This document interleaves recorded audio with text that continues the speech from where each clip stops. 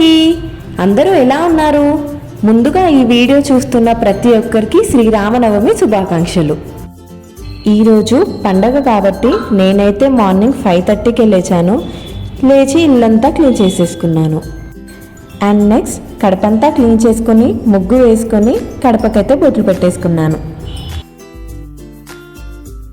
ఇక పూలు తెంపుకోవడానికైతే నేను మా హస్బెండ్ బయటకు వెళ్ళిపోతున్నాం. మా సరౌండింగ్స్లో నాకు దేవుడి పూజకు సరిపడా పూలు ఎప్పటికీ దొరుకుతాయి. ఇక్కడ మా హస్బెండ్ నాకు పూలు అందకపోతే తెంపిస్తున్నాడు.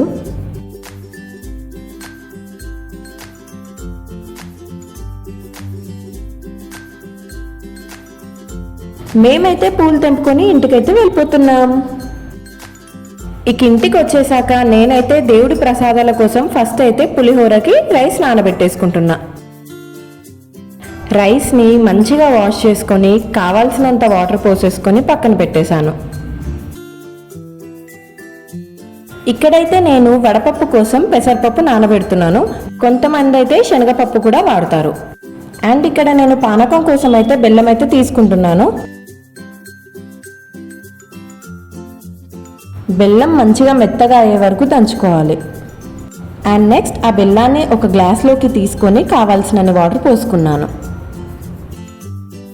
తర్వాత నేనైతే మామిడికాయ పులిహోర కోసం ఒక మామిడికాయని తీసుకొని దాని పొట్టంతా తీసేసాను.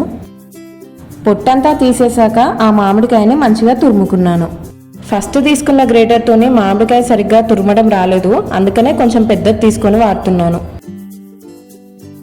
ఇలా మామిడికాయ మొత్తం మంచిగా తురిమి పెట్టుకున్నాను. ఇక నెక్స్ట్ అయితే పులిహోర కోసం నేను సరిపడా పచ్చిమిర్చి కట్ చేసుకున్నాను. తర్వాత పులిహోర పోపు కోసం స్టవ్ మీద ప్యాన్ పెట్టుకున్నాను.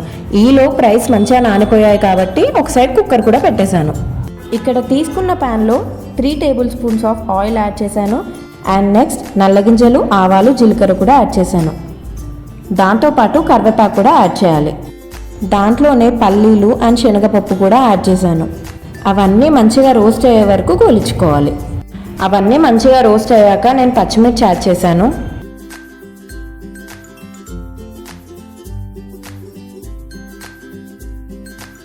దాంట్లోనే నేను తురిమి పెట్టుకున్న మామిడికాయను కూడా వేసేసాను.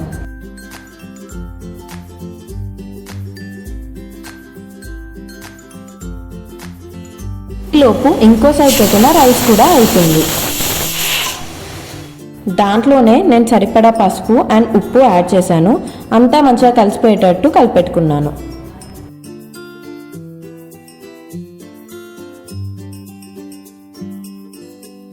ఇక రైస్ అయిపోయింది కాబట్టి అదంతా నేను ఒక గిన్నెలోకి తీసుకొని చల్లారబెట్టేసుకున్నాను.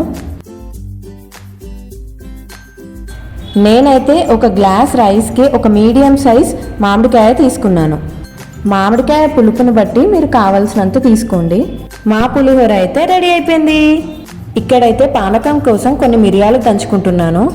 బెల్లం అంతా వాటర్లో మంచిగా కరిగాక అదైతే జాలుతో వడగట్టేసుకోండి, ఎందుకంటే ఏదైనా చెత్తున్నా పోతుంది. దాంట్లో నేను దంచి పెట్టుకున్న మిరియాల పొడి కూడా యాడ్ చేశాను. ఇక దేవుడి ఫోటోలు అన్నీ కడిగి మంచిగా బొట్లు పెట్టుకొని పూజకైతే అంతా రెడీ చేసుకుంటున్నాను.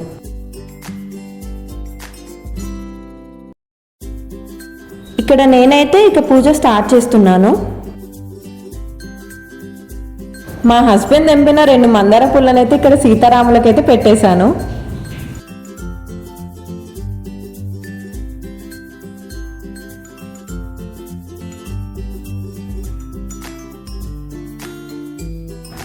ఇక్కడైతే నేను నా మనసులో కోరికను కోరుకొని కొబ్బరికాయ కొట్టేశాను.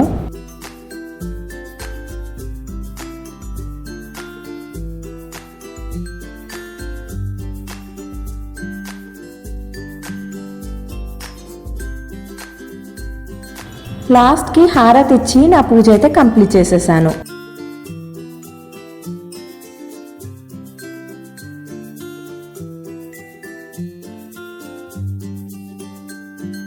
గుడికి వెళ్ళొచ్చాక టైం ఉండదు కాబట్టి నేను ముందే టిఫిన్ ప్రిపేర్ చేసి హాట్ బాక్స్లో పెట్టేసుకున్నాను.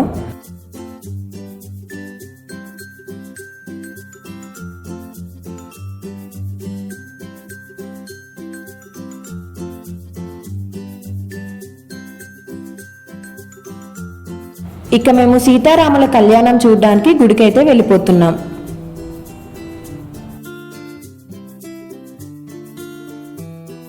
మేము వెళ్ళేసరికి అక్కడైతే చాలా మంది ఉన్నారు.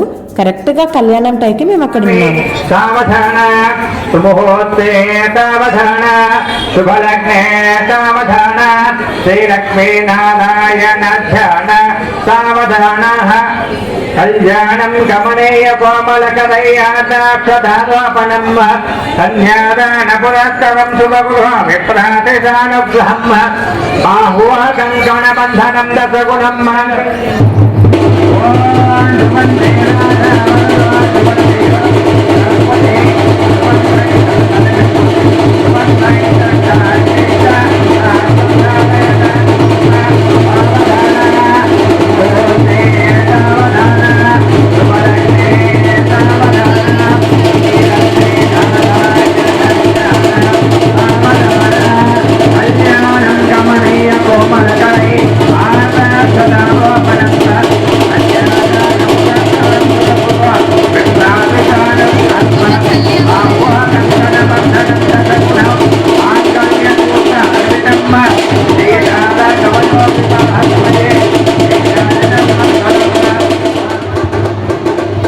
మనసు లోపల శ్రీరామ అని అనుకుంటూ కూర్చుంటే చాలు.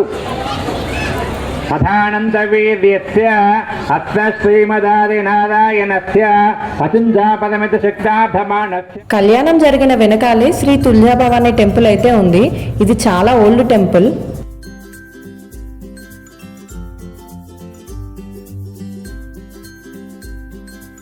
టెంపుల్ అయితే మంచిగా పీస్ఫుల్గా ఉంటుంది. ఇక్కడ ఏది కోరుకొని ముడుపు కట్టినా కూడా నెరవేరుతాయట.